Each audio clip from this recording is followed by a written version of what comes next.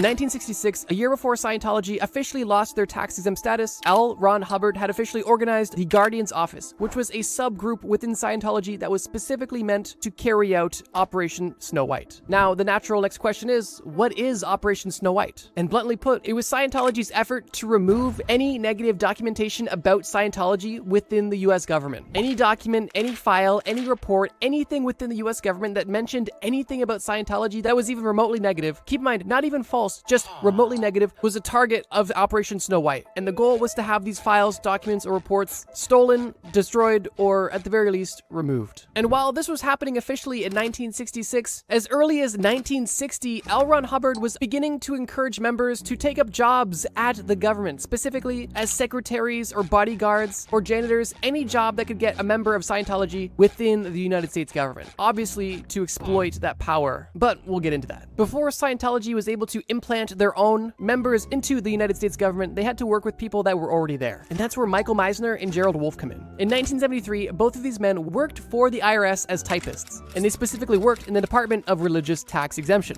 a perfect connection for Scientology. These men were infiltrated by Scientology and began making illegal copies to provide to Scientology to provide them with more information and context about how the system worked. But this quickly led to forgery and literal breaking and entering within the United States government offices. This relationship had been going on for years, and the infiltration of the United States government by the Church of Scientology was growing. And because of this, L. Ron Hubbard and Scientology as a whole was getting concerned that their in at the government could potentially turn on them. And because of this, the Church of Scientology kidnapped Michael Meisner and kept him in captivity, where he was literally imprisoned by the Church of Scientology to ensure that he would not rat on the Church of Scientology and spill the beans about Operation Snow White. After 3 months of captivity, Meisner was able to escape the Church of Scientology, contact the FBI, turn himself in, and tell them everything. And this breakthrough was catastrophic for the Church of Scientology, as it led to the biggest FBI raid in all of United States history, with 156 FBI agents raiding the Los Angeles Scientology office. And during this raid, they found everything that they were looking for. Stolen documents, forged documents, fake passports, fake IDs, fake FBI IDs, fake security badges, lock-picking tools, wiretaps, plans, internal documents, basically everything they needed to prove not only the existence, but the step-by-step plan and execution